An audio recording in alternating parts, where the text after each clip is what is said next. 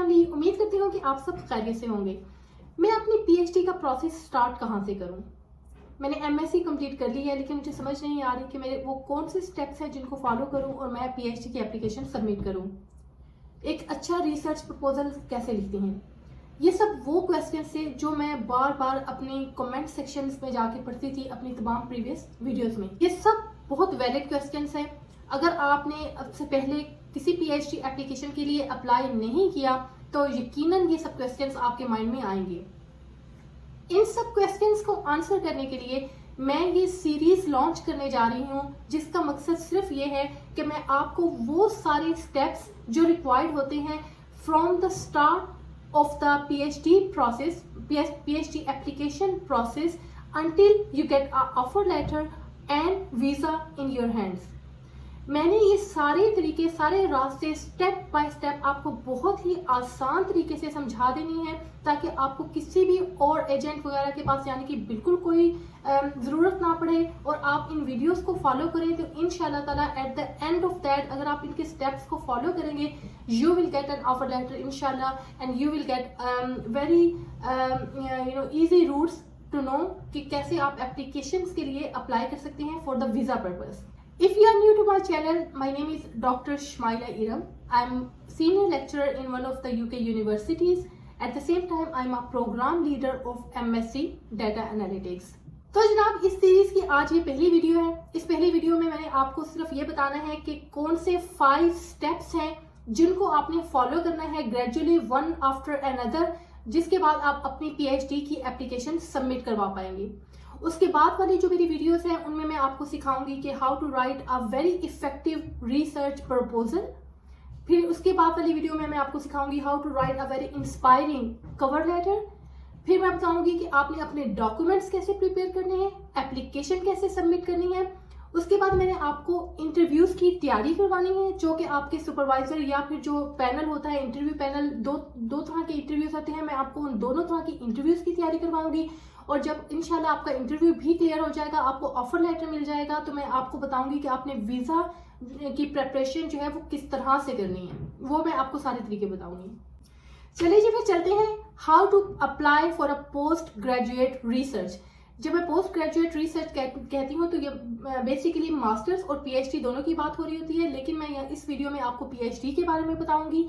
तो इसमें आप मेरी स्क्रीन पे अगर आपको नजर आ रहा हो तो सबसे पहला जो स्टेप है वो होता है चेक। ये एक यूनिवर्सिटी की, ये किसी भी यूनिवर्सिटी में अगर आप जाएंगे तो उनका मोर और लेस सिमिलर प्रोसेस होगा। सबसे पहला स्टेप है चेक, कि आपने ये आइडेंटिफाई करना है इधर you are eligible for applying to the PhD और नॉट। उसमें जो सबसे पहली कंडीशन है वो ये है कि you should have a first और upper second class honours degree.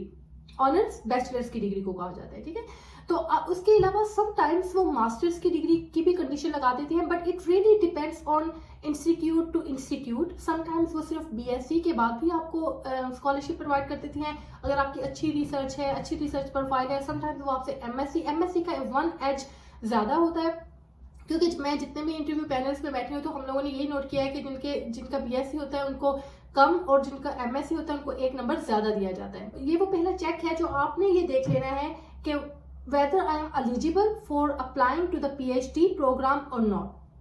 अब आपको मेरी स्क्रीन पर दूसरा स्टेप नजर आ रहा होगा, स्टेप नंबर 2। इसमें क्या है? Choose your research area. मैं अपनी तमाम पिछली वीडियोस में आपको ये बात बता चुकी हूँ कि there are basically 3 routes to choose your research area. उसमें रूट नंबर 1 जो है वो ये है कि आप अपना खुद से रिसर्च प्रपोजल लिखें, जिसका तरीका मैं आपको अपनी अगली वीडियो में बताऊंगी।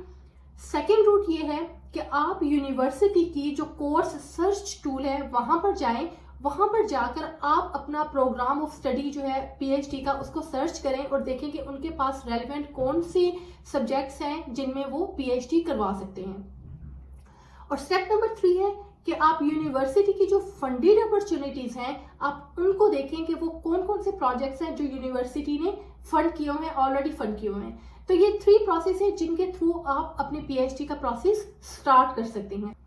इन ईदर ऑफ द 3 रूट्स आपको रिसर्च प्रपोजल लाजमी लिखना आना चाहिए, जो कि मैं आपको अपनी नेक्स्ट वीडियो में बहुत अच्छे तरीके से समझा दूंगी। स्टेप नंबर 3 है फंडिंग। आपको मेरी स्क्रीन पे नजर आ रहा होगा कि मैंने आपको वाइस चांसलर स्कॉलरशिप और स्कूल फी वेवर प्रोग्राम के बारे में पहले ही बताया हुआ है। उसका लिंक मैं अपने डिस्क्रिप्शन में दे दूंगी, इस वीडियो की डिस्क्रिप्शन में दे दूंगी, ताकि आप उसको एक दफा से फिर देख लें। वाइस चांसलर स्कॉलरशिप्स उन स्टूडेंट्स के लिए होते हैं जिन्होंने अपना एमएससी का प्रोग्राम यूनिवर्सिटी से ही कंप्लीट किया हुआ हो। जब वो एमएससी का प्रोग्राम उसी यूनिवर्सिटी से कंप्लीट करते हैं तो उनको प्रायोरिटी दी जाती है for the vice chancellor scholarship के वो पीएचडी के लिए अप्लाई कर सकते हैं। इस तरह से उनके लिए इजी होता है स्कॉलरशिप को अचीव करने के लिए। अदरवाइज जो दूसरा रूट है फॉर द इंटरनेशनल स्टूडेंट्स वो है स्कूल फी वेवर प्रोग्राम। ठीक है, अगर आप पाकिस्तान, इंडिया, बांग्लादेश या किसी और कंट्री से अप्लाई कर रहे हैं तो you will go for school fee waiver programme, जिसमें आपको फुली फंडेड स्कॉलरशिप भी मिल सकता है, आपको पार्शली फंडेड स्कॉलरशिप भी मिल सकता है, depending on your research capacity जो आप शो करेंगे अपनी सीवी में या अपने इंटरव्यू के दौरान। डिपेंडिंग ऑन दैट आपको वो स्कॉलरशिप भी प्रोवाइड कर सकते हैं। तो ये हो गया हमारा step number 3। Step number 4 apply. आप मेरी स्क्रीन पे देख रहे होंगे, जब आप अप्लाई करते हैं तो उसके बाद आपकी जो एप्लीकेशन है वो असेस होती है किन चीजों के ऊपर या किन स्पेसिफिकेशंस के ऊपर। वो है whether you match the entry requirement जो कि हमारा स्टेप नंबर 1 था, the quality of your research proposal जो कि हमारा स्टेप नंबर 2 था, रेलिवेंट एक्सपीरियंस जो आपने अपनी एप्लीकेशन में लिखना है, इसके अलावा आपका प्रपोजल जो है वो किसी भी यूनिवर्सिटी की रिसर्च से कितना अलाइन कर रहा है। ठीक है, वो आपने अपने कवर लेटर में बताना है। फिर परफॉर्मेंस एट द इंटरव्यू जो कि मैं आपको बाद में सिखाऊंगी कि किस तरह से आपने इंटरव्यू जो है उसको कंडक्ट, आपने किस तरह से अपने आप को इंटरव्यू के लिए प्रिपेयर करना है। और इसके अलावा रेफरेंसेस, ये वो चीजें हैं जिनको देखकर कोई भी असेसर या एग्जामिनर आपकी एप्लीकेशन को असेस करे। अब आते हैं कि उसके बाद स्टेप नंबर 5 में क्या होगा। स्टेप नंबर 5 बेसिकली जब आप अपना इंटरव्यू भी माशाल्लाह से सक्सेसफुली जो है वो कर लेते हैं, कंप्लीट कर लेते हैं उनके साथ, तो वो फिर आपसे एक्स्ट्रा डॉक्यूमेंट्स रिक्वायर करते हैं। और एक्स्ट्रा डॉक्यूमेंट्स में जैसा कि आपको मेरी स्क्रीन पे अभी नजर आएगा, वो है एविडेंस ऑफ एकेडमिक क्वालिफिकेशन। आपकी जितनी भी एकेडमिक क्वालिफिकेशन आपने अपनी एप्लीकेशन में लिखी है आप उनके बारे में बताएंगे, उनका बेसिकली आप उनको प्रूफ देंगे, आप उनको वो सेंड करेंगे। अगर आप नॉन इंग्लिश कंट्री से आ रहे हैं जैसा कि आप हैं, आप इंटरनेशनल स्टूडेंट हैं, तो आपको इंग्लिश का जो लैंग्वेज टेस्ट है, जो प्रोफिशिएंसी टेस्ट है, उसका सर्टिफिकेट भी दिखाना होगा। यूजुअली आइल्स का रिजल्ट होता है ये। और इसके अलावा आपको कॉपी ऑफ योर पासपोर्ट और equivalent identification as a part of your eligibility to study check. तो आपको ये वो डॉक्यूमेंट्स हैं जो आपको प्रोवाइड करना पड़ेंगे। ठीक है, अभी आपको बिल्कुल घबराने की कोई जरूरत नहीं है। मैंने जितने भी स्टेप्स आपसे इस वीडियो में डिस्कस किए हैं, अब मैं 1 बाय 1 आपको उन तमाम स्टेप्स के लिए रेडी करूंगी, मैं आपको प्रिपेयर करूंगी, मैं आपके क्वेश्चंस का आंसर भी दूंगी, मैं आपको उन स्टेप्स को बहुत अच्छे तरीके से समझा दूंगी कि आपने हर एक स्टेप के अंदर कौन सी प्रिपरेशन करनी है, ताकि आप सक्सेसफुली जो है वो स्टेप वाइज अपना प्रोसेस कंप्लीट करते चले जाएं और एंड में आप इंशाल्लाह ताला अपनी एप्लीकेशन भी सबमिट करवा दें, इंटरव्यू भी आपका सक्सेसफुल हो जाए और इसके अलावा आपको ऑफर लेटर भी मिल जाए। आपने प्लीज मेरी अगली वीडियो जरूर देखनी है जिसमें मैं आपको फर्दर स्टेप्स को एक्सप्लेन करूंगी और आपको वो सारे तरीके समझा दूंगी। चले जी, अब मिलते हैं अगली वीडियो में इंशाल्लाह। आप अपना भी ख्याल रखिएगा, अपने इस चैनल का भी। अल्लाह हाफिज।